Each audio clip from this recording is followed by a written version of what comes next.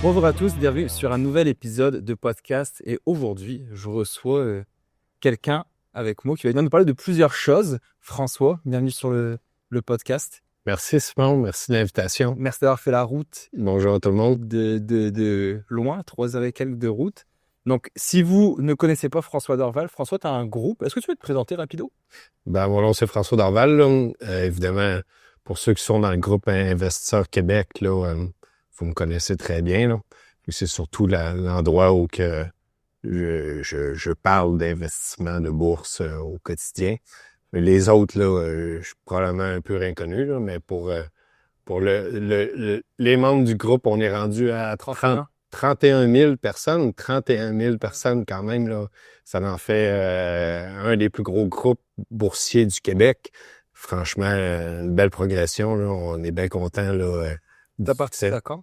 C'est pas moi qui ai parti ça, il y avait déjà un groupe en place, là, mais la philosophie m'a intéressé beaucoup à embarquer avec eux.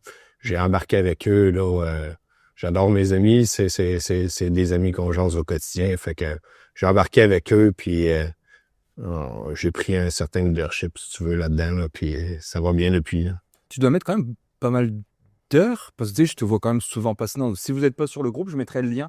Comme ça, les gens vont pouvoir se joindre au groupe, si c'est correct pour toi. Oh oui, c'est un groupe public, là. Investisseur. C'est un groupe privé. Tout le monde est bienvenu. Évidemment, il y a les règles, suivre les règles de respect principalement. C'est nos principales règles communes. Toujours parler d'investissement aussi. Fait que c'est des règles de base, mais tout le monde est bienvenu. Mais c'est un groupe privé, c'est pas un groupe public, là. Fait que si tu veux pas que ma tante ou mon oncle voie ce qui est écrit à propos de l'investissement, là, c'est la bonne place. Là. OK. Bon, ça, c'est... Sauf si lui, il se joint... C'est ça. Parce que des fois, on hésite de parler d'investissement parce qu'on veut pas qu'un membre de la famille voie ce qu'on écrit ou des amis ou des collègues. Fait qu'un groupe privé, ça permet d'être entre nous. Puis ça reste là entre nous, évidemment. Là. Fait que, tu peux publier anonyme aussi maintenant? Oui, mais on a les pseudos dans le groupe, on a pas mal statué. On a fait un sondage aussi. Là. Okay. Les membres, là, ils n'aiment pas vraiment les pseudos. On l'autorise seulement pour des questions bien spécifiques qui vont aider la communauté. Là. On va accepter à ce moment-là de publier là, de façon anonyme. Là. Parfois, c'est des gens qui ont des héritages. Là, tu sais.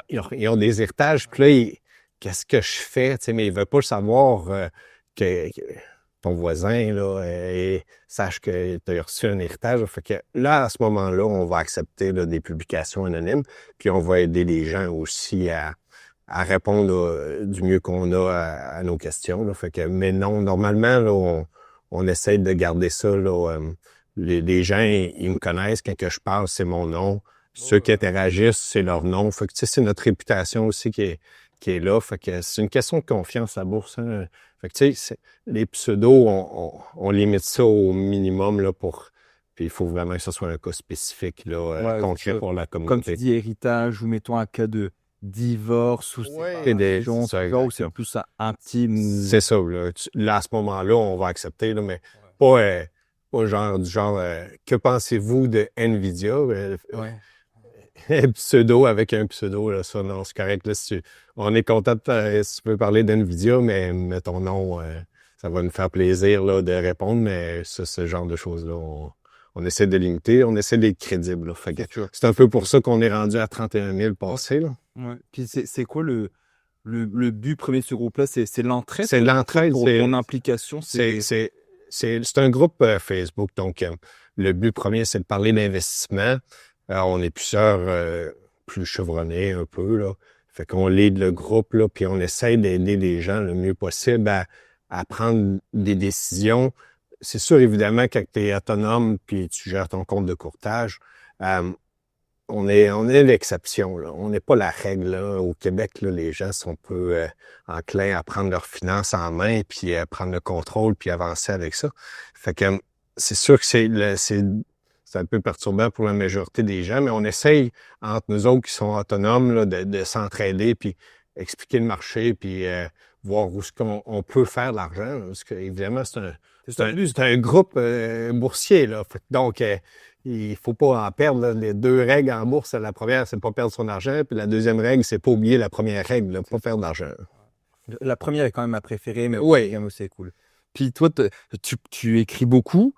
C'est quoi toi, ton background avec la bourse? Tu as étudié là-dedans? Tu as appris par toi-même? Non, en fait, je suis pas professionnel de formation, mais j'ai eu la chance inouïe d'avoir dans ma famille un des plus grands gestionnaires de portefeuille privés du Québec. Ah ouais. Fait que, donc, mon parrain immédiat là, était un des grands gestionnaires de portefeuille du Québec, même que le numéro 2 de la caisse de dépôt aujourd'hui, monsieur Delisle, est passé par la famille. Donc, bonjour monsieur.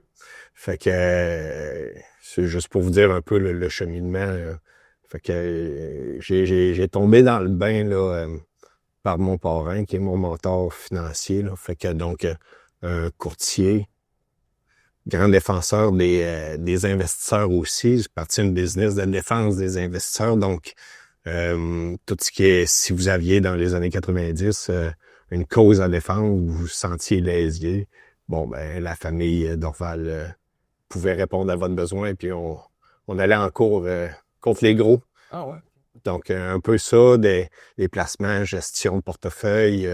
Fait que, bon, bref, c'est l'héritage de la famille. Là, à peu près toutes mes oncles et tantes sont en finance. Là. Fait que j'aurais pu prendre cette voie-là. L'appel de la nature était plus fort que le reste. Là. Fait que ben, ça reste une passion. Là. Aujourd'hui, je le distribue avec les gens volontiers, mais le background là, il est vraiment familial. Là, puis j'ai appris énormément, là, surtout au moment de chasse. Je suis un grand chasseur. Pour les gens qui me connaissent, j'adore chasser. Fait que à la chasse avec mon parrain, parler du marché, comment faire l'argent, comment bien mettre un portefeuille partout dans le monde. Fait que donc, c'était les discussions qu'on a eues pendant très, très, très longtemps. Là, j'ai chassé pendant des années avec mon parrain là, jusqu'à temps que ma tante soit malade. Là. Fait que donc, toutes ces années-là de chasse à l'orignal et chasse au chevreuil. T'apprenais en même temps. C'était des soirées, une petite bouteille de vin rouge, bon steak, on parle de bourse. On apprend évidemment. Là, et j'ai eu une chance incroyable. Là. C'est pas tout le monde qui peut avoir un grand gestionnaire de portefeuille. Là, en one-on-one, privé, comme ça, tu étais oui. Fait que là, c'est tout. Là, comment gérer un portefeuille de façon institutionnelle. Là, c'est vraiment une vision institutionnelle qu'on m'a appris. Fait que donc, j'essaie de transmettre ça aujourd'hui aux gens. Je pense que ça paraît un peu dans les pauses que je fais puis la façon que j'ai. Fait que j'ai une chance privilégiée énorme aujourd'hui. Je suis extrêmement reconnaissant. Merci Jean-Claude. Extrêmement content. J'espère qu'il aura ce message. On va rentrer dans le vif du sujet direct avec toi, François. Sur ce fameux groupe Facebook-là, tu partages énormément de choses par rapport surtout aux commodités. Tu partages beaucoup, mais entre autres, moi, je te vois beaucoup parler d'or, d'argent. Tu as été l'un des premiers à parler de le COD, justement, avec plusieurs mois de ça. Oui, plusieurs mois. Très en avance. Es-tu capable de nous faire une petite intro là-dessus des commodités, de l'or, où est-ce qu'on en est? On va rappeler la date aujourd'hui, parce que si les gens écoutent des fois en différé, j'ai des gens qui écoutent des podcasts des fois en différé. Donc, c'est la Saint-Valentin, la veille de la Saint-Valentin. Donc, on est le 13 février 2026. Donc, actuellement, on vit une petite chute sur les marchés. Je n'ai pas regardé aujourd'hui, honnêtement, là, mais on a une mini chute là, de quelques indices et quelques comme Microsoft, je pense qu'il a chuté du coup de... Ouais, on a des amis qui sont acheteurs. C'est ça. Mais donc, c'est ça. Si tu parles aujourd'hui, on a aussi le Bitcoin qui a chuté pas mal. On est le 13 février 2026 aujourd'hui. Donc, vas-y, François, je te laisse nous parler un petit peu de l'univers de la bourse, des commodités aussi, ce que tu aimes. Évidemment, là, la technologie était la mode passée, si vous voulez. J'ai toujours eu une approche contrarienne. Donc, oui, être dans les secteurs à la mode, mais quand la mode est trop forte, là, j'ai pas d'avantage sur les autres investisseurs. L'avantage qu'un investisseur va avoir, c'est d'aller fouiller dans les endroits qui sont peu populaires OK, puis peut avoir un gain. Donc, les commodités, c'est évidemment très cyclique, là. Donc, les métaux, le bois, le pétrole, le gaz, l'uranium, c'est la définition de la bourse simple à acheter bas puis vendre haut. Tu sais, c'est des cycles, là. C'est vraiment des cycles boursiers. Donc, les commodités dans mon profil s'insèrent là. Fait que donc, être à l'opposé des gens qui suivent la masse, moi, pendant ce temps-là, je travaille sur les meilleures opportunités dans les secteurs cycliques. Il faut comprendre qu'au Canada, là, notre bourse TSX, là, il y a une grosse partie là, qui est représentée avec les commodités, là, le pétrole de l'Alberta, le gaz, nos minières représentent une grosse partie de notre indice TSX. Puis il y a peu de gens qui s'intéressent à cette partie-là du marché. Fait que ça n'a pas été populaire pendant très longtemps. Il y a eu une grosse baisse là, des investissements là, pendant une décennie complète. Là, C'est moins sexy aussi. c'est pas sexy. Quand tu vas parler de Nvidia, Microsoft, C'est ça, t'es pas pareil. Mais c'est là que tu fais ton argent. C'est quand tu sors de la masse des autres, puis tu t'en vas chercher. La bourse, il faut essayer d'être au moins 16 à 18 mois en avant de tout le monde. Il faut comprendre où ce qu'on va. C'est là que tu vas faire beaucoup d'argent. C'est pas où ce qu'on est aujourd'hui, c'est prévoir où est-ce qu'on va être en 2028, là, janvier 2028, si on est capable de se mettre dans le temps. Là, c'est comme ça qu'il faut penser. Qui disait ça? Je me souviens pas, qui disait que la bourse du jour d'aujourd'hui, c'est que ça a déjà... nous, on regarde la bourse aujourd'hui, le vendredi 13 février, mais que non, c'est déjà en avance. Déjà... Grosso modo, on parle de 6 mois d'avance. Okay? Donc aujourd'hui, là, on a déjà interprété là, dans le groupe boursier, il y a 6 mois, là, quand on avait nos discussions là, dans le groupe, là, c'est nos discussions de 6 mois. Puis là, l'impact arrive là. C'est un peu comme les décisions des banques centrales quand ils émettent une hausse ou une baisse des taux. Évidemment, avant que ça rentre dans le marché, puis que l'impact économique fasse effet, il y a un décalage. Là. La bourse, c'est la même chose. La bourse est toujours 6 mois à l'avance minimum. Là. Fait que, donc, aujourd'hui, les hausses puis les baisses qu'on peut vivre, c'est en interprétation de cet été, là, à la fin de l'été. Là. Donc, c'est comme ça qu'il faut comprendre les choses. Puis, pourquoi les commodités? Évidemment, vu que c'est cyclique, c'était pas populaire, il y a un avantage là, à faire des recherches puis à fouiller ce qui est pas populaire. Puis quand que ça lève, ben là, les gens, ils font comme, hey, lui, il connaît ça, puis OK, c'est bon, lui, il a pris de l'avance sur tout le monde. Puis c'est comme ça qu'un peu que le groupe est venu, un des plus gros du Québec, là. Il n'y a pas d'avantage quand tu suis la masse. T'es mieux d'aller avec un fonds indiciel ou autre sectoriel, mais pour un investisseur qui veut s'investir puis faire des recherches par lui-même, évidemment, là, les commodités, pour moi, sont un endroit de choix là, en ce sens-là, étant donné le cycle que je crois qui est commencé. Évidemment, il faut croire au super cycle minier. Je suis de ceux qui croient au super cycle minier. Donc, j'ai mis mon argent où que ma pensée allait. Là. Donc, je crois que le Canada et les autres pays se dirigent vers un avantage concurrentiel, évidemment, à cause qu'un super cycle minier probablement va venir. Faut juste comprendre, c'est le sous-investissement du secteur qui est amené là, et on est plus capable de fournir. Là, si les besoins sont à la hausse, la demande est à la hausse. Ouvrir une mine au Canada, c'est extrêmement compliqué. Là, regardez, là, on n'est pas capable d'avancer bien. C'est assez difficile. Ailleurs dans le monde, c'est aussi difficile. Il y en a qui ont des meilleurs avantages que nous, mais c'est très difficile là, partir une mine. Donc, tu sais, quand la demande arrive, la première chose qu'on voit là, dans les commodités, évidemment, le cycle des commodités, là, c'est le prix qui monte. Là. Ouais. Vous avez vu le prix de l'or, wow, incroyable. Le prix du silver, c'est une belle couleur. Ouais. Le silver a monté, c'est le petit frère. L'or monte, le petit frère suit par la suite, évidemment. Puis le cuivre aussi, le cuivre a très, très, très grosse performance dans la dernière année, là.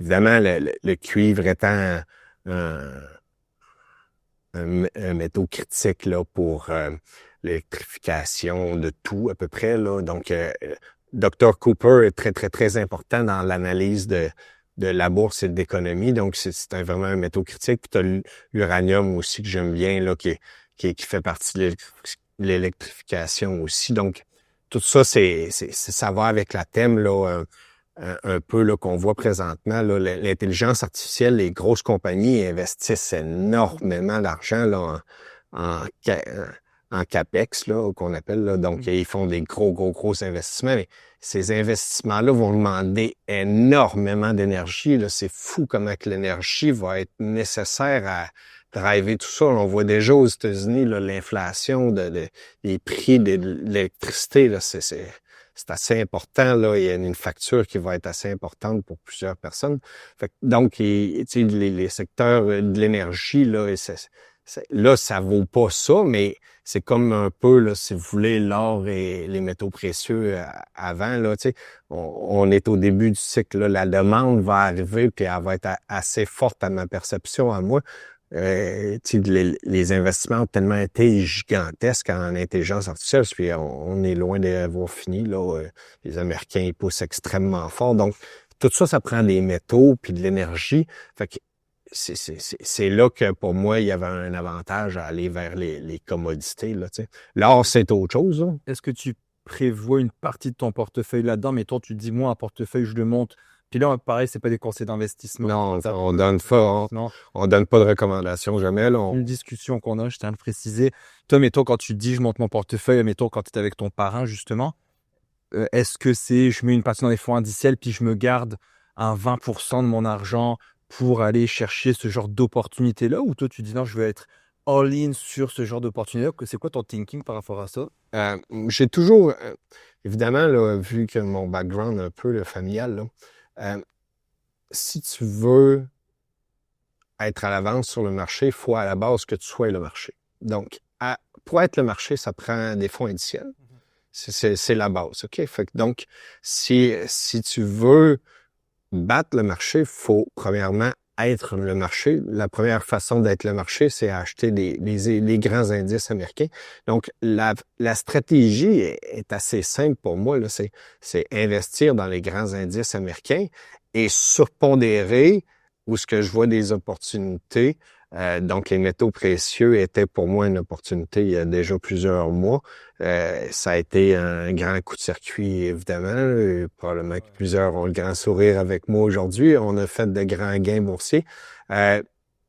C'est un peu ça aussi, mais les commodités ne représentent pas 100% de mon portefeuille et ne représenteront jamais 100% de mon portefeuille. Et ils sont une partie à côté, là, en pourcentage qui a grossi évidemment beaucoup. Là, quand j'ai commencé dans les commodités, là, j'en avais déjà, mais comment qu'on dit souvent, je dis souvent, on arrose les fleurs. Hein. Donc, quand OK, là, le cycle s'en vient, là, hop, ça part, là, ça décolle. Oh, là, le momentum arrive, les institutionnels embarquent. Oui, l'argent se dirige vers le secteur.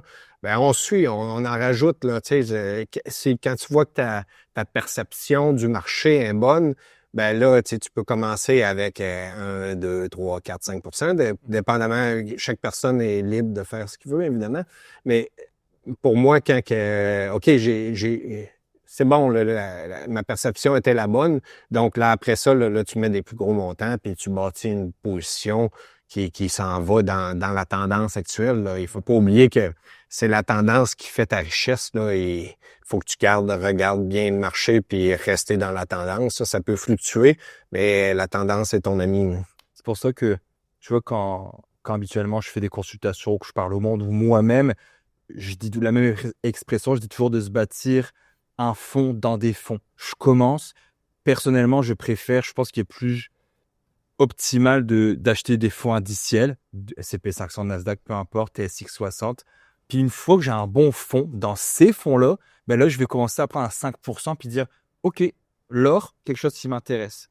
Le silver, ok, parfait. Ou le secteur, je sais pas, agricole, tu sais, mettons cow qu'on a. Genre, Ouais, c'est très bon cette année en passant. Là, il y a une c'est bonne des choses comme ça que je disais progression. me dire. Mais au début, quelqu'un qui commence, qui a pas d'argent, comme ce matin, j'ai eu une consultation, le monsieur a 500 $ dans son CELI, il y a juste ça.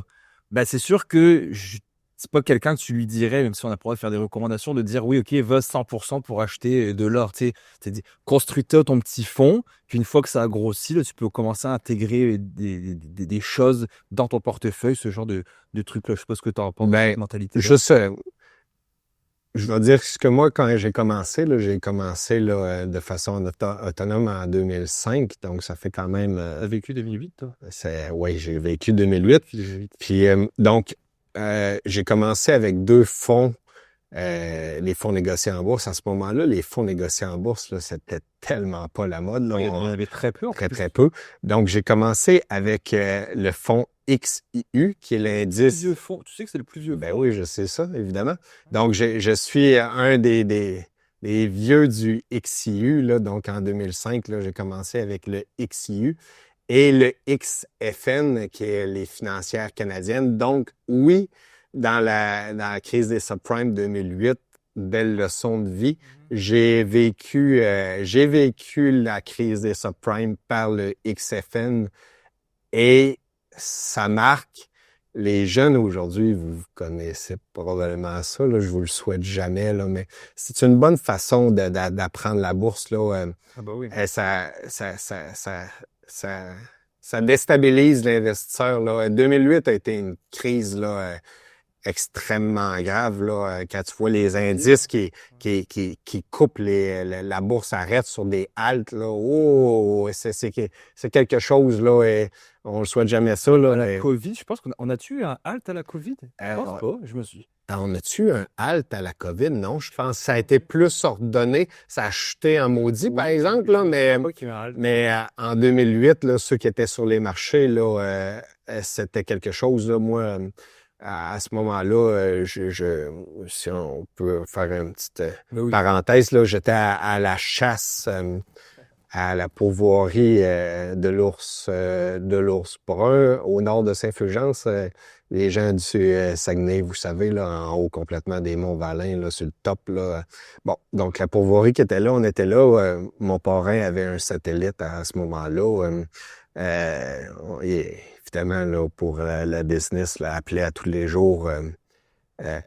Puis là, évidemment, on était à la chasse, là. Fait que là, il y a juste le satellite, là.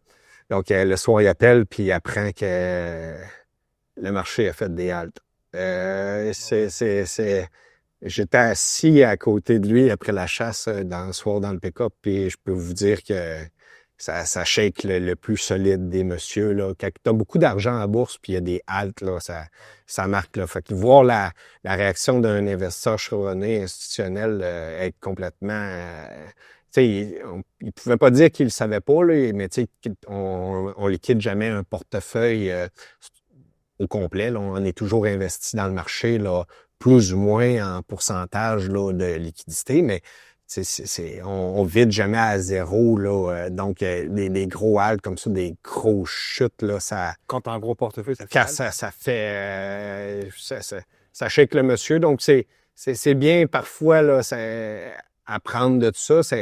Aujourd'hui, tout ça est complètement effacé. La bourse a monté énormément depuis.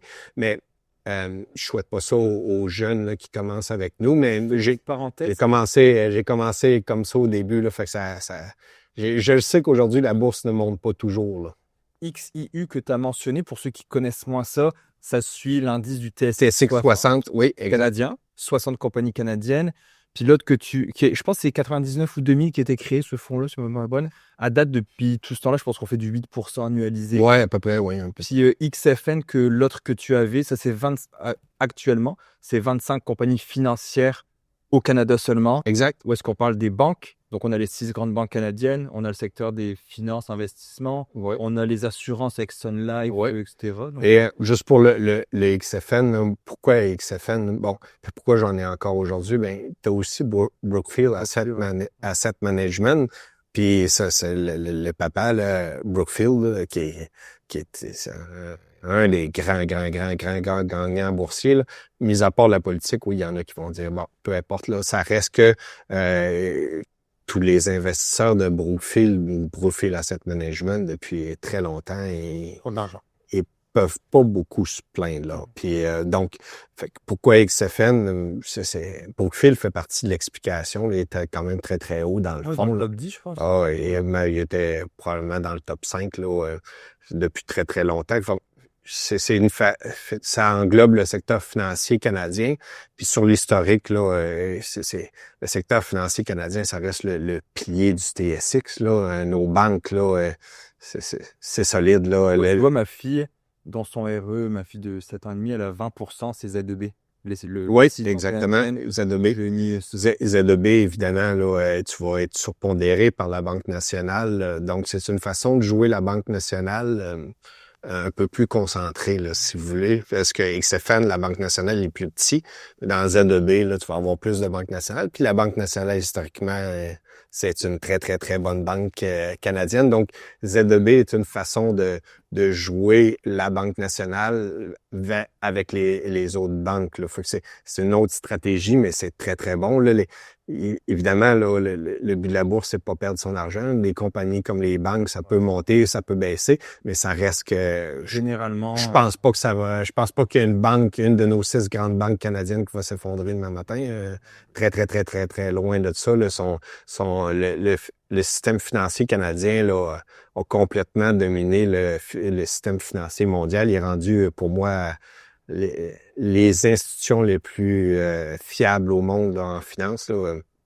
Les Suisses, bonjour mes amis suisses, là, vous êtes fait dépasser et ça depuis longtemps. Là, nos banques canadiennes sont vraiment les leaders mondiaux. Puis dans la crise des subprimes, oui, on a baissé, mais ils ont été très, très, très solides là, et c'était une crise là, évidemment très. Je pense que le secteur canadien bancaire était l'un des ceux le moins affectés du G7. Exact. Ben, c'est un peu là, pour ça, le déréglementé est très, très bon, mais tu as le surintendant des banques canadiennes qui fait une bonne job au Canada. Je crois que nos règles bancaires, là, c'est les plus solides au monde. Fait que donc, j'en ai toujours eu en portefeuille. Je crois à notre système bancaire là, solidement. Je pense que le surintendant des banques fait une bonne job aussi. La capitalisation des banques, le ratio CET1 est toujours très, très bon. Là. Donc, nos banques sont très, très bien capitalisées. Fait que j'en ai depuis... Ça donne un peu de dividendes aussi. Oui, effectivement, les banques donnent un bon dividende. C'est une bonne façon d'être un investisseur pépère. Là. C'est correct, là. On peut pas tout le temps jouer de la haute technologie. Là. Maintenant, on peut se faire avoir avec ça. Fait que donc, les banques fit très bien dans mon portefeuille depuis très longtemps. Les banques et tout le système financier canadien, là, ça me convient à mon profil d'investisseur parfaitement. Je suis curieux, quand tu as vécu la crise de 2008, ça faisait quelques années, mais ouais, j'étais 10 ans, là. Comment tu t'es senti là-dedans? Est-ce que tu es solide? Ou... écoute, bon, c'est évidemment, là, comment je pourrais dire, on n'a pas beaucoup d'argent quand on commence, hein, les jeunes qui sont à l'écoute. La famille arrive, la maison, bon, les prêts, les responsabilités arrivent. Donc, la bourse, tu te dis, bon, on va y aller avec les banques, c'est plus sécuritaire. Puis là, paf, la crise des subprimes, dans un marché que tu pensais être solide, la crise part comme ça. Bon, donc, fait que on n'a pas beaucoup d'argent à ce moment-là, ça déstabilise, mais j'ai gardé le cap, puis je pense que ça a pris 3 ans, là, puis j'ai ramassé tout mon argent et depuis, ça a très, très, très, très bien. J'ai pas paniqué, j'ai gardé ça, j'ai fait ça va remonter. Nos banques canadiennes sont solides. Évidemment, à ce moment-là, j'avais pas besoin non plus de cet argent-là. Là. Faut comprendre que j'étais pas en position de demain matin avoir besoin de cet argent-là. Donc, j'avais la possibilité. J'étais pas riche, de loin d'être là à ce moment-là. Là, quand on commence dans la vie, on n'était pas riche. Sauf que j'avais la capacité là, d'attendre. Puis c'est toujours la bonne chose à faire quand on fait un investissement, là, savoir si on a besoin dans un avenir proche. Quand on n'a pas besoin dans un avenir proche, la bourse est une bonne avenue. Sinon, comme tu dis, on y va pas là. Tu étais jeune. Oui. Tu n'étais pas riche. Non, je n'étais pas riche. Quand même choisi d'investir. Ben oui. C'est ça l'important aussi. Ben oui, avant de commencer de façon autonome, j'ai commencé, je pense, à 21 ans, là. Fait que donc, j'ai commencé Très tôt. par des fonds communs, là, comme dans le temps, comme on faisait tout. Il y en a beaucoup qui sont encore par les fonds communs, là, mais dans mon jeune âge, c'était quasiment tout ça. Donc, j'ai commencé à 21 ans mes premiers investissements. Après ça, là, un petit peu plus tard, là, de façon autonome. Là. Fait que, mais oui, l'effet des intérêts composés, là, je connais très bien. Là, ça fait quand même plusieurs années là, que je suis investisseur. Là, fait que oui, ça fait boule de neige. Là. Est-ce que tu as stoppé tes investissements de 2008 à 2010 ou tu as continué de... J'ai continué, oui.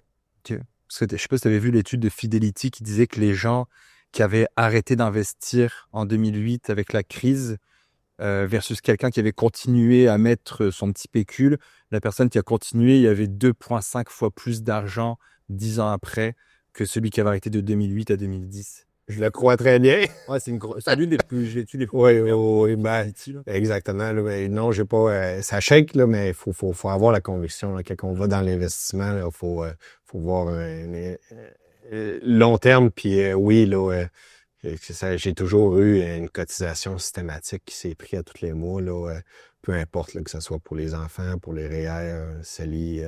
On investit. Puis, quand on y croit, là, on y va, puis on y investit. Avec les hauts et les bas du marché. Tu dis c'est pour moi, tu sais. Évidemment, là, oui, c'est un sacrifice parce que quand on a des jeunes enfants, tu sais, là, l'argent que tu mets en bourse, en investissement, ben tu ne mets pas en ses enfants. Hein? Donc, tu vas pas au cinéma, tu vas pas jouer au bowling, resto. Donc, c'est un sacrifice. Là. On est là pour l'avenir des enfants. On investit pour que nos enfants manquent de rien, que la famille soit à droite, elle manque de rien non plus, que les études soient payées, là, qu'ils manquent jamais de rien. Là, aujourd'hui, là, je suis pas inquiet, là, ils manqueront jamais de rien, mais oui, c'est des sacrifices. Il faut pas croire qu'on fait pas de sacrifices. Ça, c'est des choix personnels qu'on fait. Quand on met l'investissement en avant, ben, j'ai jamais... Là, j'ai un beau camion, là, mais avant ça, mon dernier camion, je l'ai gardé 10 ans là, sans paiement. Là. J'ai pas changé de camion. J'ai gardé mon ancien pick-up, je l'ai gardé 10 ans, pas de paiement. Là. C'est là que tu fais de l'argent.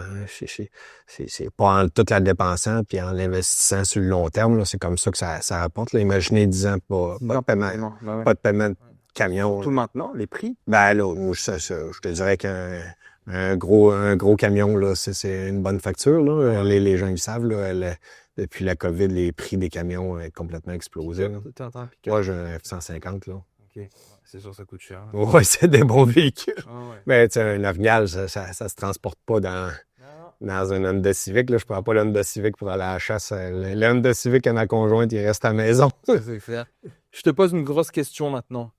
Est-ce que quelqu'un qui nous regarde, qui voit l'or et parlons d'or. Oui, ben oui, on le bois, etc. C'est-tu trop tard pour toi dans cette montée qui est incroyable? Faut comprendre là, pourquoi là, quand on est ici dans le cycle là, de l'or des métaux précieux. Il y a plusieurs phénomènes. Là, je suis pas impoli, je vais sur TradingView. Non, OK, c'est que tu commentes pour dire, il n'y a rien n'aime pas. Donc, allez voir les graphiques. Faut comprendre là, qu'est-ce qui s'est passé, là, puis il faut le voir d'une façon monétaire principalement. Là. Évidemment, là, quand Trump arrive puis menace la planète avec des tarifs, les gens, ils font comme « Oh, OK, là, il y a quelque chose qui se passe. » Et ça va déstabiliser un peu le marché. Puis il faut comprendre aussi que, bon, la cible principale, c'est toute la planète, mais principalement les Chinois. Puis les Chinois, ils ont beaucoup de dettes américaines, puis tout le monde a de la dette américaine. Puis donc, les banques centrales ont dans leurs réserves du dollar américain et des bons du trésor américain. Donc, quand il y a des menaces comme ça sur le marché, ça déstabilise un peu. Puis donc, c'est pas il y en a qui peuvent comprendre que c'est une revanche, là, mais dans le fond, là, ça stimule les métaux précieux. Tu as la crainte qui est toujours bon dans les métaux précieux, mais tu as aussi là, les réserves là, des banques centrales. Là. L'or, c'est les banques centrales qui sont vraiment les leaders en achat. C'est eux qui sont les acheteurs qui drivent le prix à la hausse. Donc, Les banques centrales de chaque pays. chaque pays, la Banque de Pologne, Banque centrale de Pologne, qui a déjà annoncé là, au début janvier, là, on achète 150 tonnes en 2026, donc c'est budgété, on achète 150 tonnes. Les Chinois, faut jamais croire les Chinois, là, ne fiez jamais aux Chinois dans les chiffres officiels, c'est pas vrai. Là. Ils disent qu'ils achètent 1000 tonnes, mais ils en achètent 5000 sur le marché. Là. Donc, les banques centrales sont allées vraiment délaisser les bons du Trésor américain, le dollar américain pour acheter l'or. Quand on regarde les grands mouvements des fonds monétaires, là, c'est vraiment ce qui s'est passé. Donc, c'est les banques centrales qui ont drivé le marché des métaux précieux, évidemment, là, très, très haut. Puis, les banques centrales, il faut comprendre, c'est quand ils prennent des décisions, c'est pour des décennies parfois. La Banque du Canada, quand elle a vendu son or à quoi? 350 piastres. En tout cas, regarde, bref. C'est probablement la pire erreur de l'histoire canadienne.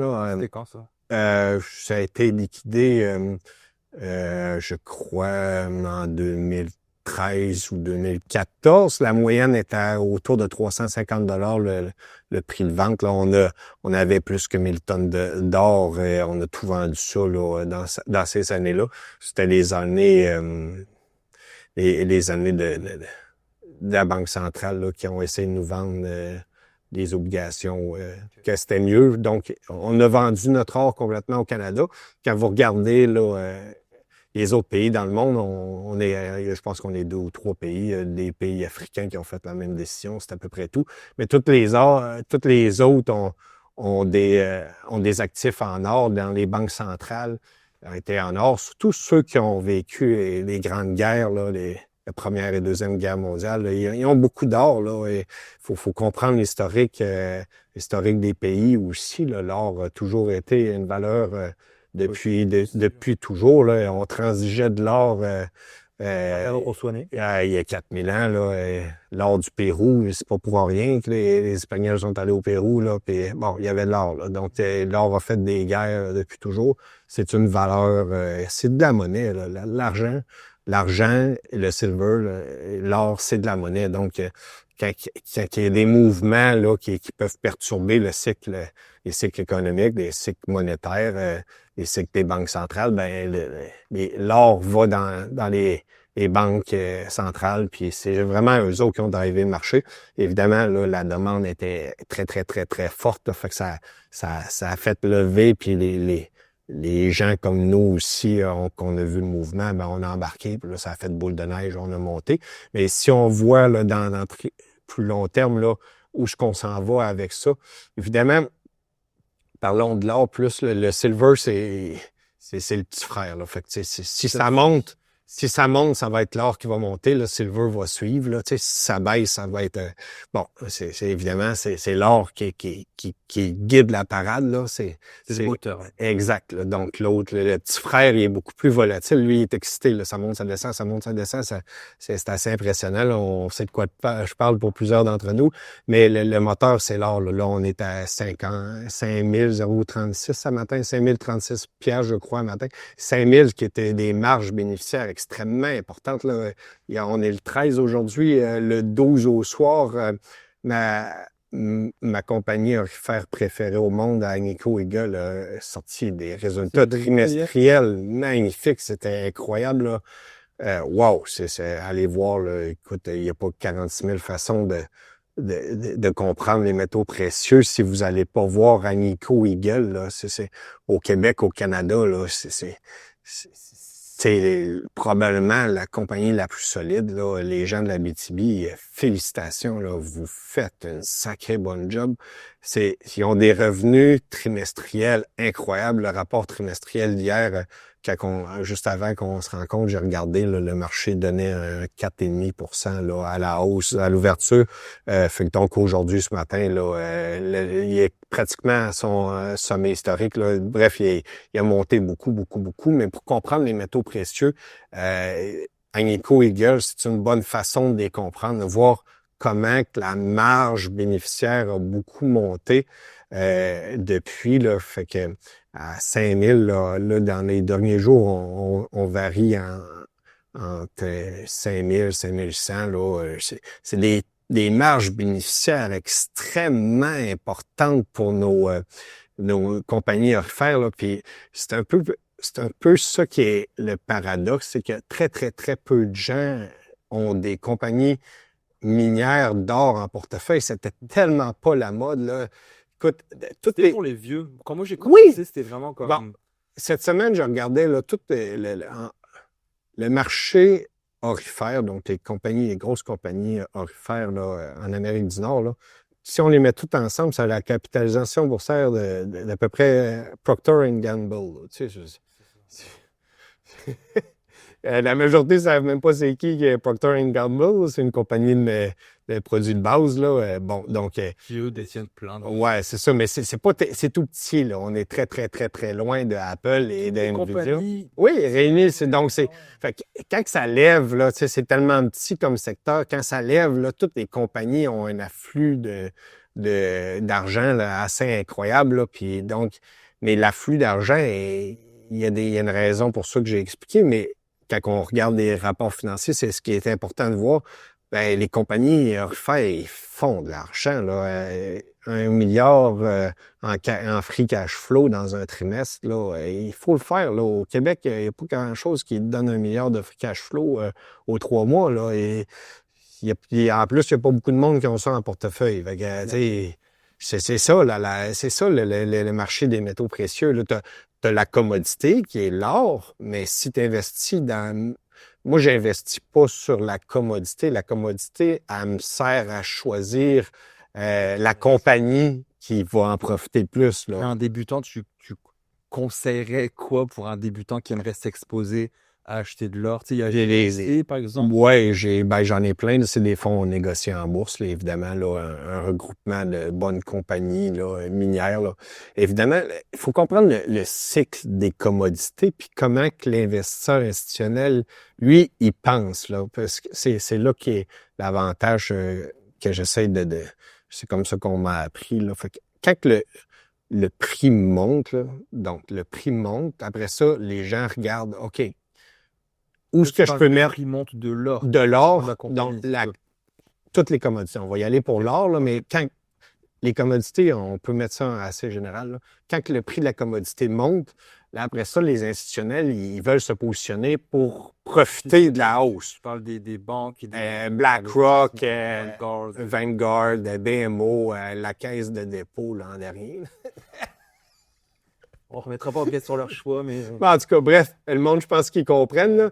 Fait que c'est les institutionnels qui vont suivre après ça. Puis eux autres, ils font des choix, là. Puis là, évidemment, ils ont des risques plus bas, puis ils choisissent les gros. Donc, l'argent va dans les grosses compagnies, les compagnies qui sont capables de suivre le cycle au complet, là, de haut en bas, sur de très, très, très long terme. Donc, les grosses compagnies, c'est eux autres qui ont l'argent en premier des investisseurs institutionnels.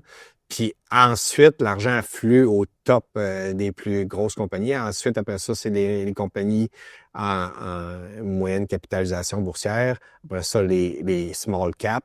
Puis après ça, quand l'euphorie est extrême, ben là, on s'en va dans les explorateurs, là. Donc, les compagnies qui drillent de l'or, là, qui n'ont pas de revenus quasiment, les compagnies qui sont à la recherche d'or, le prochain gisement, ça, c'est les derniers, là. Donc, normalement, grosso modo, c'est un peu comme ça que le marché va procéder. C'est les investisseurs institutionnels qui vont se placer là, de haut en bas pour profiter de la hausse des commodités, là, puis... les grosses sommes aussi qu'ils investissent. Oui, là, évidemment, quand il y a un gros institutionnel mondial à la BlackRock qui décide que, OK, on met ce secteur-là en avant, ça lève, là. Fait que c'est pour ça, c'est important de voir les mouvements que ces gens-là, ils font, là, pour voir où est-ce qu'ils se dirigent, là. Puis quand ils se dirigent à quelque part, ben, normalement, c'est pas pour 1 ou 2 semaines, là, tu sais, ils vont un petit peu plus longtemps, là, ils essaient de garder le momentum puis faire de l'argent à tous les clients, là. Fait que c'est pour ça que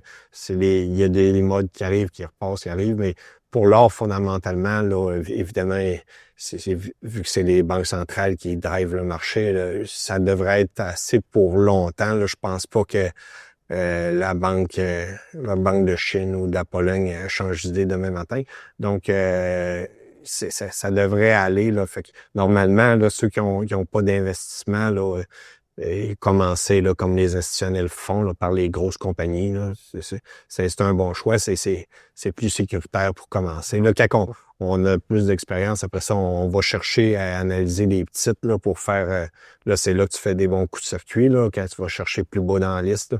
Fait que oui, c'est là que tu vas chercher un peu là, le plus bas. Là, mais j'ai pas commencé. Quand j'ai commencé là, dans l'or, là, j'étais allé avec les fonds négociés en bourse là, sectoriels.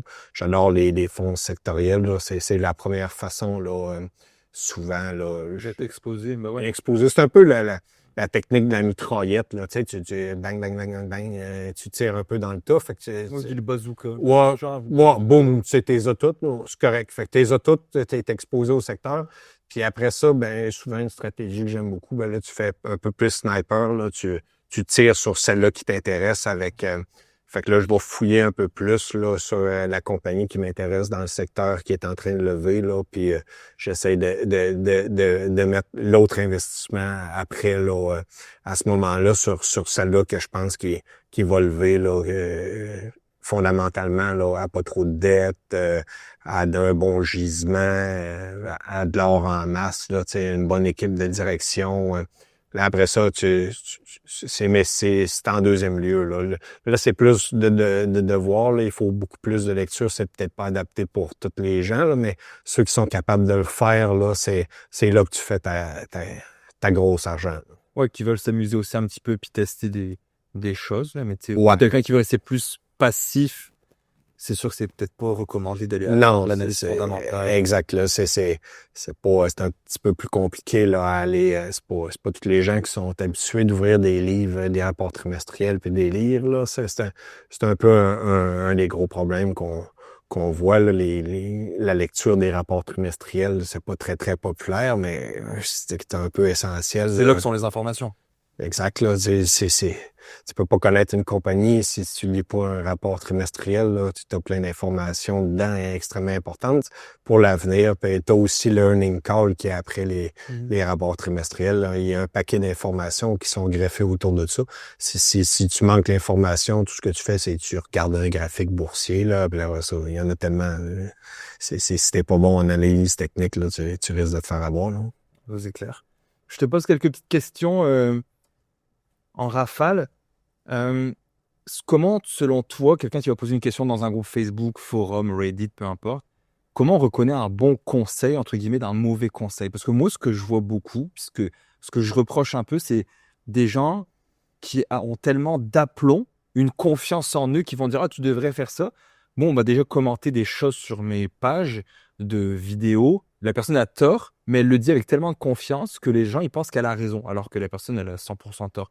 Comment, selon toi, tu arrives à faire le tri dans ce genre de publication-là, ou un débutant qui arrive sur Investisseur Québec, qui regarde, puis il dit comme, lui, il dit A, mais lui, il dit totalement l'inverse, mais celui qui dit totalement l'inverse, il a l'air d'être...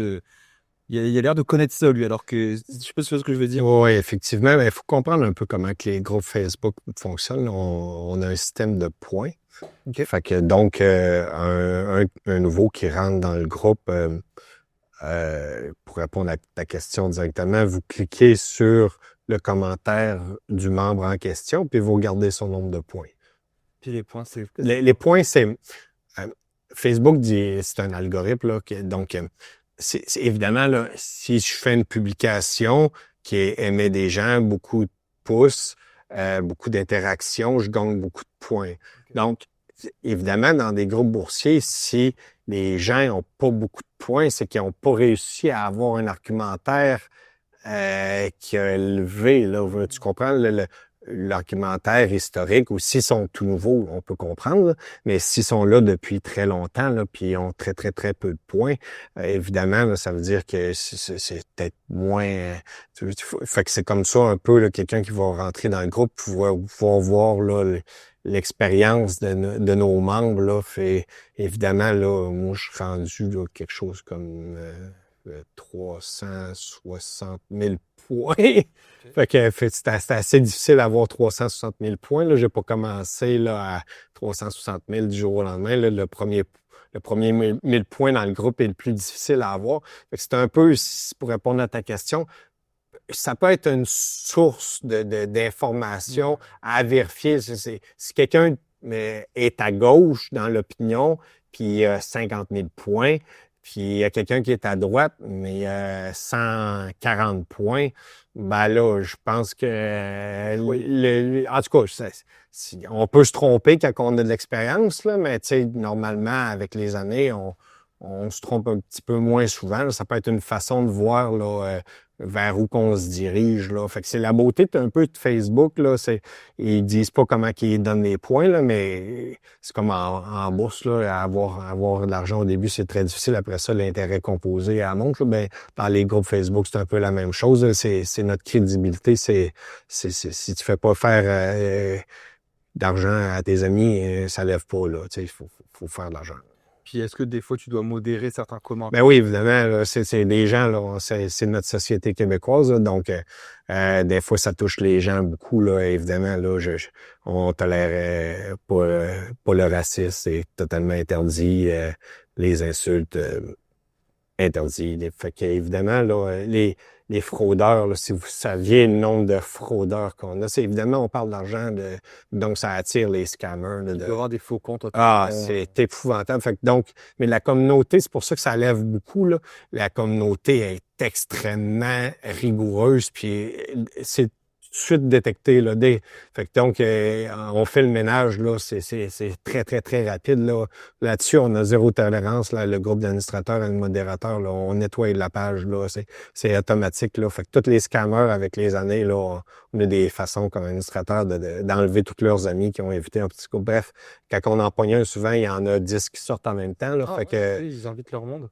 Ben oui, parce que là, évidemment, là, la popularité du groupe fait que s'il y en a un qui s'infile, souvent, ça en infile d'autres. Là, fait que c'est énormément de travail, ça nous fait beaucoup travailler, mais on le fait pour vous, là, puis on vous demande votre collaboration à signaler tous les commentaires qui peuvent être frauduleux. Là. Faut surtout se méfier là, des gens là, qui ont pas de points, là, qui disent viens me rejoindre en privé, puis ces affaires-là, vous nous le dites tout de suite, on liquide ça, là, on niaise pas avec ça. Là.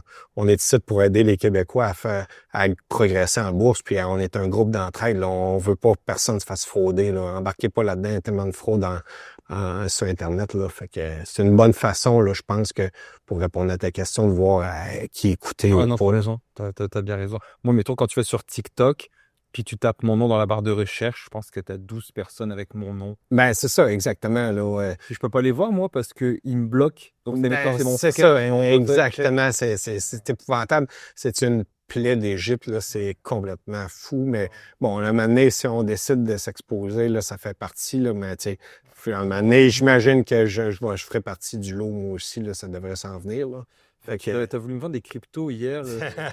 Non, pas crypto, non, moi, je suis pas crypto. Non, t'as pas du tout de crypto? Non, zéro. Je crois pas. Je suis de ceux qui ont jamais embarqué. La seule façon que j'ai fait de l'argent à la crypto, c'est à la baisse. Okay. Donc, short, t'as shorté de la crypto? Ouais, par un fonds négocié en bourse qui parie à la baisse. Là. Donc, moi, la crypto, pour moi, ne convient pas à mes investissements. Dans le groupe, on a été très, très, très, très, très longtemps à l'interdire aussi. Fait que c'est pas des sujets là qu'on aborde puis qu'on ouvre beaucoup. Il y a eu tellement de fraude au Canada, là, surtout des plateformes de crypto quand ça a commencé, là, c'était épouvantable. Il y en a encore beaucoup. Le groupe s'était positionné à ce moment-là qu'on n'embarquait pas dans ça. On laissait les autres là, avec ça. Puis je pense que ça a été une bonne décision. Le groupe a beaucoup levé. On a beaucoup eu de crédibilité en ayant pendant très, très, très longtemps cette règle-là. Puis même aujourd'hui, on enlève encore des publications liées à la crypto en quantité. Pour nous, c'est pas un actif recommandable. Là. Même les stablecoins et tout ça, là, mettons exemple Tether, qui est un stablecoin. Il y a la pire note là, possible là, de l'agence Standard & Poor's. Fait que, ça donne un peu une idée. Là. Dans toutes les notes possibles, la pire note est donnée au coin le plus stable. Fait que, donc, je suis pas dans ceux qui investissent en crypto. Ça sera jamais mon profil non plus. Il y a tellement, si tu veux aller plus risqué, il y a tellement de belles compagnies sur notre TSX Venture, là, les petites, on n'en parle pas non plus on n'en parle pas dans le groupe non plus, les small cap, là, mais tu sais, si tu veux avoir du risque, ben là, va dans les small caps, tu vas en avoir pour ton argent, la volatilité. Ok. Ben oui, mais au moins t'as le chapeau de la bourse canadienne quand Qui légifère un qui peu. légifère. Parce que quand la crypto commençait, c'était le Far West, là, il y a eu beaucoup de blanchiment d'argent dans ça. Ça a pas été, il y a beaucoup d'argent qui a été perdu par des investisseurs, beaucoup de fraude. Puis la bourse canadienne, là, si vous voulez, il y a même la bourse américaine, là, tu peux prendre des risques en masse, mais au moins t'es chapeauté. Puis les compagnies qui s'en vont là, ils ont tellement de frais extrêmes à être enregistrés en bourse, puis ils ont des réglementations à faire. Fait que ça limite un peu la possibilité de fraude. Il va en avoir, il y a beaucoup de manipulation dans le marché, mais ça limite à la base là, beaucoup là, la possibilité que tu te fasses frauder. Là, en tout cas, la bourse, les plateformes font le nettoyage en avant, là. Fait que, il va toujours en avoir, mais ça fait un bon nettoyage. Puis c'était ce qu'on n'a pas vu, là, avant dans la crypto, là. C'était Far West, là. Fait que, non, c'est pas, ça sera jamais dans mes investissements. Je voulais, François, que tu nous parles un petit peu de ton chandail, Oui! ton t-shirt. T'es venu pour une raison aussi aujourd'hui. On s'en était jasé, une raison particulièrement touchante également. Donc, je voulais que tu nous parles un petit peu de ça. Même, tu sais, tantôt, on parlait avant le podcast des assurances et tout. Puis, à quel point c'est important de. Tu sais, on va faire le lien avec la finance puis ton chandail.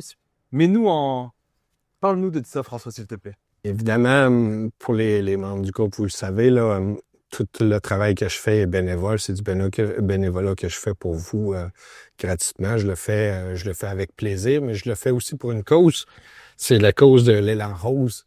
Ma femme, pas ma femme, mais c'est ma conjointe, là, mais c'est quasiment pareil. Ça fait 26 ans qu'on est ensemble. À 35 ans, elle a eu un diagnostic de cancer du sein stade 2, donc très agressif à 35 ans. Là, c'est un peu un choc pour une famille. Là. Paf, une masse qui m'a frappé en plein front. Là. Donc, à 35 ans, un athlète là, de haut niveau, là, ma conjointe là, est un athlète là, accompli depuis très longtemps. Là. Donc, a été frappée d'un cancer de stade 2, le cancer du sein. Donc, ça a complètement chamboulé notre famille. Puis aujourd'hui, bon, la course a été là, l'activité sportive de ma conjointe depuis toujours. Là, tu sais. Fait que ça fait plus que, je pense que ça fait 22 ans qu'elle court. Là. Elle a même couru quand elle avait le cancer. Là. Fait que ça donnait un peu une idée. Donc, ma fille a suivi les traces de sa mère. Là. Donc, mère et fille, mère ayant survécu au cancer, malgré toutes les conséquences, là, vont faire un 50 km trail au lac Beauport le 6 juin. Donc, c'est l'idée à ma fille qui veut ramasser des fonds pour le cancer du sein et la Fondation Cancer du sein du Québec. Donc, il y a une campagne de financement qui est élevée. Fait je vous demande si vous avez un intérêt à donner. Là, c'est une bonne cause. Là. On veut aider les femmes du Québec atteintes du cancer. L'argent va à la Fondation Cancer du sein du Québec. Vous pouvez avoir évidemment un retour d'impôt là, pour un don de charité. Là. Fait que, donc, j'ai donné l'argent pour commencer là, dans le fond. Fait que j'ai commencé avec un premier 1 000 $. Fait qu'aujourd'hui, j'ai le plaisir de vous annoncer qu'on était à 6 870 $ de ramasser. Donc, le but, évidemment, c'est de me faire perdre mon prochain 1 000 $. Donc, à 10 000 $, j'annonce, je l'ai déjà dit dans le groupe, à 10 000 $ de dons ramassés, je donne 1 000 $ de plus. Fait qu'à 10 000, on tombe automatiquement à 11 000. Fait que le but, c'est de donner aux femmes du Québec. Fait que c'est mon implication que je fais ici aujourd'hui. C'est tout du bénévolat. On parle de bourse, mais en arrière de ça, mes filles vont courir, mère-fille, survivant du cancer du sein, pour ramasser des fonds. 50 km, trail, c'est tout qu'un exploit, là. On parle de l'entraînement quasiment olympien, là. Puis ma conjointe a 42 ans. Ma fille, elle a 16, elle va faire sa course à 17 ans. Fait que ma fille, elle a commencé à faire son premier marathon. Elle a réussi son premier marathon, le marathon des pompiers d'Aval. Merci les pompiers d'Aval. Bel job en passant l'année passée, c'était incroyable. Fait qu'elle a fait son premier marathon à 16 ans et 1 mois. Donc, le marathon des pompiers d'Aval, tu n'as pas le droit de faire un marathon en bas de 16 ans.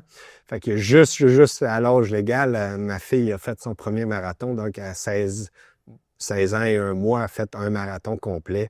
Fait que c'est quand même, je suis extrêmement fier, évidemment, là. Fait que c'est tout un exploit. Fait que il n'y a pas beaucoup de duos mère-fille qui vont le faire au Québec. Puis en plus, là, c'est pour une bonne cause.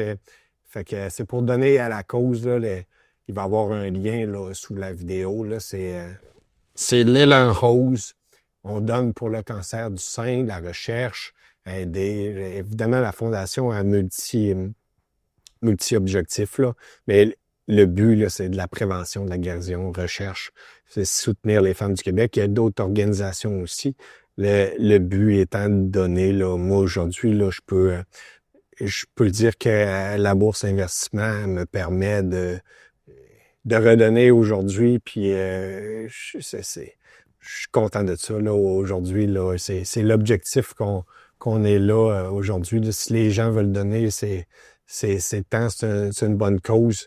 Il n'y a pas de fraude dans ça. La Fondation, elle va vous envoyer vraiment un chèque, pas un chèque, mais un reçu, là, évidemment. Donc, vous pouvez mettre ça dans vos impôts, là, puis avoir une déduction fiscale, là. Évidemment, c'est la cause, là, que je soutiens, là. Mes filles courent, ben, moi, je parle de bourse, puis je lève des fonds avec eux autres. Fait qu'on a des gilets à vendre. Ma conjointe, ma fille, elle a fait imprimer des gilets. J'ai l'impression qu'on va en vendre plus qu'un. Fait que soyez indulgents, là. Ça va peut-être prendre un petit peu de temps, là, mais vous allez avoir votre gilet, là. Il n'y a pas de trouble, là. Fait qu'on vend des gilets aussi. C'est 20 $. Donc, 10 $ pour la fondation, 10 $ pour la fabrication des gilets. Fait que les profits vont pour la fondation. Sinon, vous pouvez le donner directement dans le lien à la cause, là. Je vais le mettre dans l'épisode. Donc, si vous regardez l'épisode YouTube ou autre, je vais le mettre dans le lien, comme ça vous avez C'est ça, exact. Fait en description. moi, c'est ma cause, là.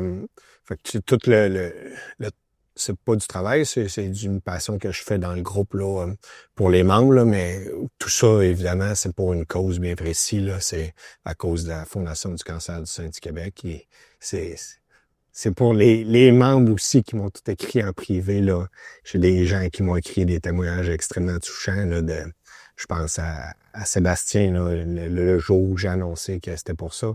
Il m'a annoncé que sa conjointe venait de recevoir le même diagnostic que ma conjointe, là. Ouais. C'est évidemment, là, on est des gens qui communiquent souvent ensemble. On se connaît pas, là, mais, on crée des liens, pas avec les gens, là. Puis savoir que Sébastien, sa conjointe, est atteint, ou qu'Anthony a perdu sa mère. Salut Anthony, car on est là pour vous autres, puis on passe au suivant, comme on dit. Mm-hmm. Ah, c'est une très honorable, très belle cause. On en parlait un petit peu avant le podcast. Il y en a de plus en plus de cancers avec, peu importe les raisons de la nourriture, de peu importe ce qui se passe, il y a de plus en plus de maladies. Ça prend de l'argent pour subvenir à ça. Oui, évidemment, là, c'est épouvantable, là. Ceux qui sont en bourse, là, on parle d'investissement aujourd'hui. Bon, et j'ai fait une publication sur Greenwich Life Sciences, qui est une compagnie de recherche médicale cancer du sein vraiment spécialisée. Fait que, évidemment, là, j'ai mis mon argent là-dedans. Ça a fait un bond assez incroyable, là, depuis. J'ai sécurisé des profits qui vont aller le prochain 1 000 $ que je veux vous faire, que je veux que vous me fassiez dépenser, là, il est déjà sécurisé, là. Donc, Greenwich Greenwich Life Sciences, GLSI, oui, évidemment, inscrit au Nasdaq. C'est une compagnie de recherche médicale. Elle est spécialisée. J'ai mis mon argent dans Greenwich, ça fait longtemps. Là. Je dis ça, c'est du love money, OK? C'est de l'argent que tu mets dans le marché puis tu jettes aux poubelles, mais dans ta tête, c'est pour la cause. OK? Donc, Greenwich Life Sciences, il faut penser comme ça, c'est de l'argent, là, faut pas que tu n'aies besoin. Là. Le but, c'est aider la recherche. Puis c'est une compagnie qui est après le cycle des opérations des femmes. Là. Donc, après la chimio, après la mastectomie, là, après tous les traitements, bon, il y a souvent des retours du cancer. Donc, fait que là, c'est là que Greenwich arrive. Puis c'est là que le potentiel traitement va peut-être arriver. Ils sont en phase 3 présentement, donc en études qui terminent. Là, les femmes sont en terminaison de l'étude. 80% de taux de réussite.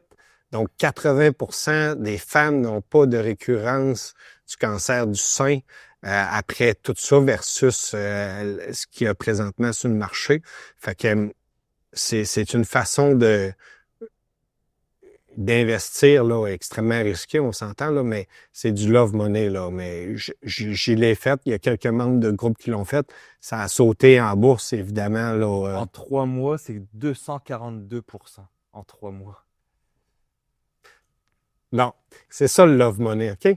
Il y a tellement d'argent qu'on veut que ça marche, OK? Puis les gens, ils veulent que ça marche. Greenwich Life Sciences, c'est ça. On veut que ça marche, OK? Puis les femmes, c'est fou comment vous êtes très, très, très tranquille dans le groupe. Mais quand vous avez une cible, ça lève. Puis ça, c'est l'exemple parfait, ça lève. Fait qu'il faut juste des fois aligner les gens pour où est-ce que ça va lever, qui c'est qui mène la recherche, où est-ce qu'on s'en va. Greenwich Life Sciences, probablement qu'il y a un traitement qui va sortir dans le prochain 24 mois. OK? Donc, 24 mois en recherche sur le cancer du sein, c'est demain matin. Ça fait des années qu'on essaye de trouver des remèdes. Il n'y en a pas. Ça peut lever, ça lève présentement, mais extrêmement volatile. Des 10% par jour, plus ou moins, là, c'est fou. Là. Mais ça a levé beaucoup. Fait que donc, c'est tellement dur, là, ramasser des fonds, faire les recherches, faire approuver son médicament, avoir la FDA qui donne le go, puis le go fast track. Là, on s'entend qu'une compagnie qui a le go fast track, ça donne une indication que ça y a plus de chances que ça lève. Là. Fait que donc, elle, c'en est une. Il y en a d'autres, là. Et finalement, je peux pas passer tout mon temps à étudier toutes les compagnies de cancer du sein au monde, là, mais il y en a d'autres, là. Évidemment. Il y a les grosses qui sont chapeautées. Ça, c'est vraiment très, très, très spécifique, pointu. Puis c'est une petite compagnie, mais comme les petites compagnies, on le sait que ça fait, ça se finit par se faire acheter par une grosse. Là. Fait qu'il y a tout le temps un ou deux génies en arrière de ça qui sont plus brillants, mais ils n'ont pas d'argent. Mais sont des très, très bons chercheurs. Donc, ils ont une bonne idée, ils poussent en avant, ils font des études, l'étude fonctionne, donne des résultats. Puis là, après ça, bien évidemment, ils n'ont pas d'argent. Là. Fait que souvent, ils se font acheter par des grosses. Puis là, en bourse, ça fait un bon gain là, parce que, évidemment, ces compagnies ne sont pas capables là, de monter tout seul là, très, très haut là, sans l'aide extérieure. Là, ou sinon, ils vont être obligés de diluer l'actionnariat là, au complet. Là, puis c'est souvent, des compagnies qui sont susceptibles d'être achetées par des gros joueurs. On parle aussi des Merck, Pfizer, des gros de ce monde-là, Johnson & Johnson. Là, c'est des gens qui pourraient être intéressés. Si la phase 3 elle arrive et est concluante, la FDA donne son accord. On parle de quelque chose qui peut lever très, très, très, très haut. Là. Évidemment, là, vous comprendrez qu'il y a énormément de femmes qui sont victimes du cancer du sein. Très peu d'hommes, mais c'est ça, surtout, ça arrive. Là. Mais fait que donc, le potentiel est immense. Il y a des milliers de femmes en Amérique du Nord qui ont des diagnostics à tous les années. Puis en Europe aussi, c'est pareil, l'Arabie Saoudite, Chine, partout. C'est une maladie très, très grave. Donc, le potentiel est immense, mais le risque est proportionnel. Hein. Ça va avec. Là. Donc, fait que c'est du love money. Fait que moi, j'ai sécurisé déjà un profit que je vous demande de me faire perdre pour la cause. C'est exactement ça. Mais l'argent est là. À 10 000, là, ça va aller là. Puis je vous dirais, tous ceux qui ont pu profiter des conseils dans le groupe, etc., ben, même si ce n'est que 5, 10, 15, 20 dollars, c'est ça de plus qu'on peut aider. Ben, c'est souvent la philosophie qu'on gagne aussi, là, comment penser, là, puis gagner des autres plus expérimentés. C'est souvent la force du groupe, là. Ouais. C'est nous autres, on a le groupe, là, vous voyez la façade, mais en arrière, il y a les modérateurs, administrateurs, là, puis c'est fou, là, comment que il y a de l'expérience là, au Québec, là, puis c'est l'objectif de ça, c'est de vous la transmettre, là, mais merci à mes amis, là, vous êtes des contributeurs essentiels, là. Et les membres, ils voient la façade du groupe, là, mais dans le parking en arrière, là, nos discussions sont extrêmement intéressantes, là, puis c'est tous des amis, on se respecte énormément entre nous, puis on se suit souvent entre autres, puis c'est la beauté du respect, c'est, si tu veux, une des bonnes façons là, de gagner en bourse et en investissement, c'est de faire un réseau de personnes en qui tu as confiance. Ouais. Fait que l'entraide, là, les gens que tu respectes beaucoup là, avec les années, là, fait que quand eux autres, ils mettent leur argent, ils disent « Moi, je fais ça aujourd'hui », ben, écoute, un moment donné, quand ça fait plusieurs années que tu es avec ces gens-là, ben, tu prends en compte leur opinion boursière, leur investissement. Puis là, après ça, c'est à moi ou aux autres à dire « OK, je suis ou je suis pas ». Mais entre nous, puis c'est souvent ce qu'on essaie d'inculquer aux gens aussi, là, si on a des pertes, là, c'est nos pertes, c'est mes pitons, c'est mes choix.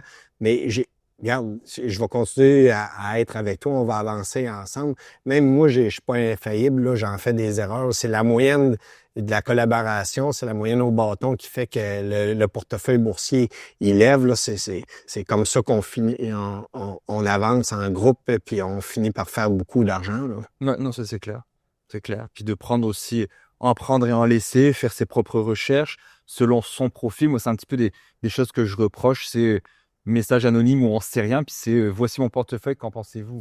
Ouais, ça c'est évidemment là. Ça arrivera tout le temps. Moi, Et on a des posts là, comme ça aussi. Bon, on les accepte, là, c'est correct, là, on veut aider les gens, là, mais c'est un peu là, souvent que si vous donnez pas de détails, tu connais pas ton. Ouais. T'as-tu des enfants, t'as-tu pas d'enfants? C'est quand on est dans une place, t'as 65 ans, Tu veux-tu les prochaines. bon, tu veux-tu acheter une maison? Ouais, on sait rien. Là, C'est dans CELI, c'est-tu dans un... ouais, c'est ça, exactement. Là. Fait que, tu sais, ça vaut ce que ça vaut. Là. On peut, des fois, je vais commenter sur des erreurs aberrantes, là, tu sais, parfois, là, mais tu sais. Mais ça dans le Bitcoin. Moi, je t'envoie des trucs comme ça. Je suis pas, man. Sérieux. Ah non, tu sais, mais c'est un groupe Facebook, hein, fait que, Comme je dis, il y a de tout. 31 000 personnes. oui, 31 000, vous allez avoir de tout, là, ça représente la société, là. Mais faut juste, tu sais, ça prend de l'esprit critique, là, quand on s'en va là-dedans, là, puis, fait que là, faut tu vois, parce que en finance, en bourse principalement, il y a des gens qui veulent ton bien, puis il y a des gens qui veulent ton bien. C'est ça, ouais. C'est Ça, comme tu dis, tous les fraudeurs et les... fait que c'est fou, là. Fait que faut en prendre, faut en laisser. Fait qu'avec les années, on finit par savoir qui est là pour t'aider, puis qui est là pour que tu investisses, puis que lui, ça monte, puis il va sortir après, là, tu sais. Fait qu'on finit par les caser assez rapidement, ces gens-là. Là. Mais faut comprendre qu'à base, là, il y a pas personne qui a une mauvaise foi, souvent, là. Fait que la très, très, très, très vaste majorité de nos membres sont de bonne foi. Puis ceux qui ne le sont pas, bien évidemment, sont signalés de suite. Puis Non, ciao, bye. ciao, bye. T'as bien raison. Je vais mettre le lien, François. Merci d'avoir été là. J'ai un autre podcast tout de suite après. Mais ce fut très, très intéressant, toute cette conversation-là sur l'or en particulier. Est-ce que tu avais un mot de la fin pour nous? Je voudrais dire merci à ceux qui font le succès du groupe. Fait qu'Investisseurs Québec, on est rendu 31 000 membres, là. C'est quand même assez impressionnant, là. On est dans les très, très gros du Québec, là. Fait que je mets mon énergie, je mets mon temps. C'est pour la cause là, que vous connaissez maintenant. Là. On donne pour le cancer du sein si ça vous intéresse. Sinon, ben vous continuez là, à partager. On travaille en équipe puis on avance ensemble. Le but, c'est de s'enrichir pour s'entraider, faire de l'argent.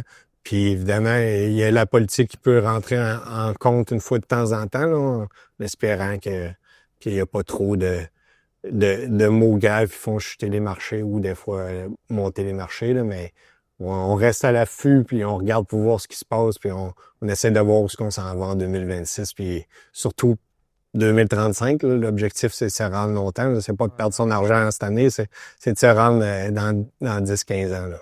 Ouais. Comment t'entrevois les marchés en 2026? Assez bien, là. Je te dirais que moi, personnellement, là, je pense que comme en 2020, en 2025, là, la bourse américaine va bien faire, sauf que ailleurs dans le monde, ça risque de mieux aller. Il faut comprendre l'impression d'argent. Là. Il y a énormément d'impression d'argent qui est faite. Là. Le money supply, là, tout ça, c'est fou comment que les banques centrales impriment de l'argent. La presse à billets, là, elle roule. C'est fou. Là. Ben, regardez au Canada, les déficits, c'est épouvantable. Aux États-Unis, c'est la même chose. En Europe, c'est la même chose. En Chine, c'est la même chose. Tous les pays impriment de l'argent à une vitesse folle.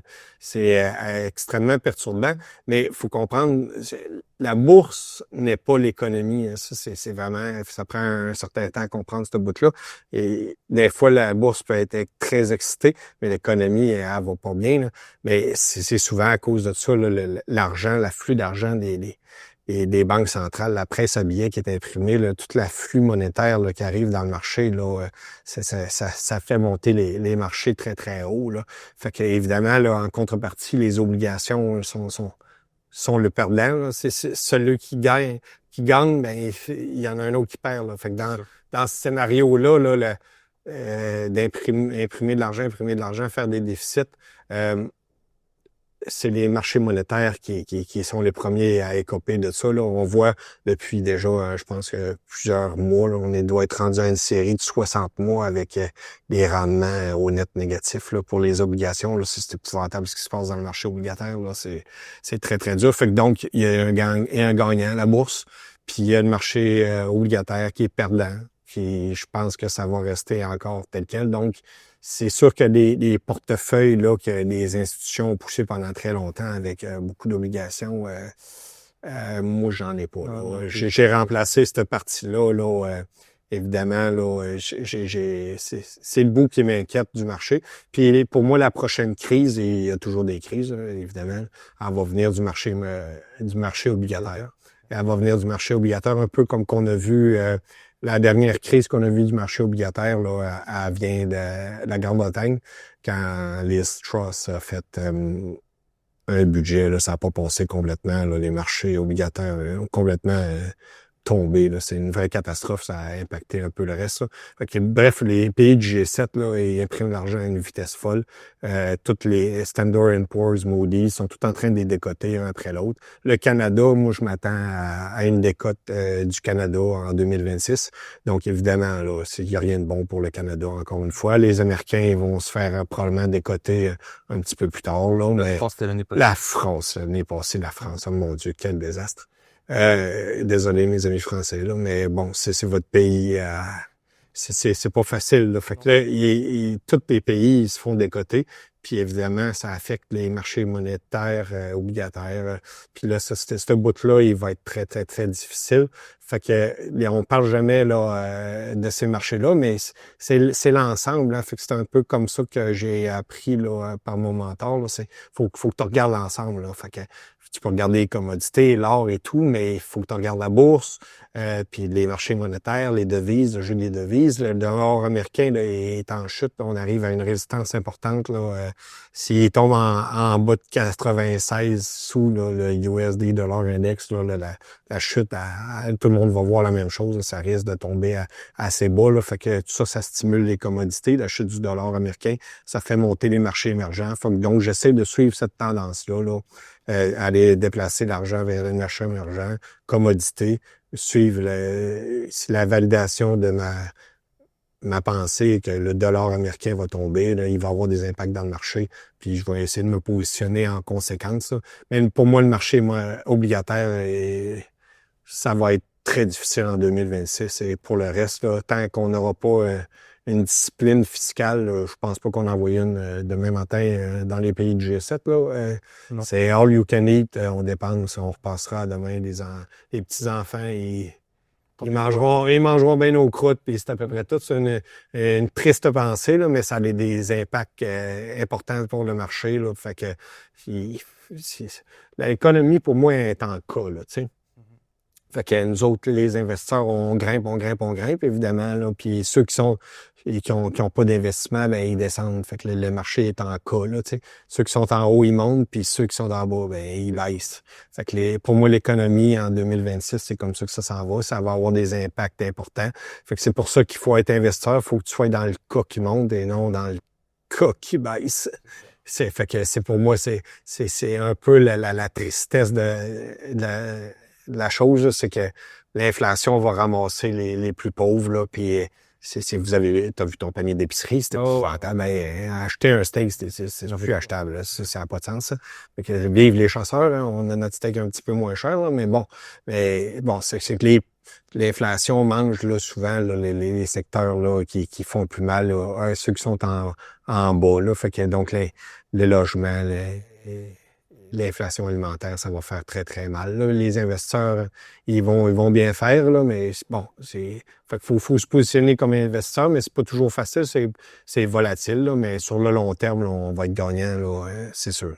Parfait. Merci François. Fait plaisir. Merci à tous pour votre écoute. Si vous avez des questions, si vous voulez rejoindre le groupe, je vais mettre dans le lien de l'épisode le groupe Facebook, puis le lien pour faire votre don.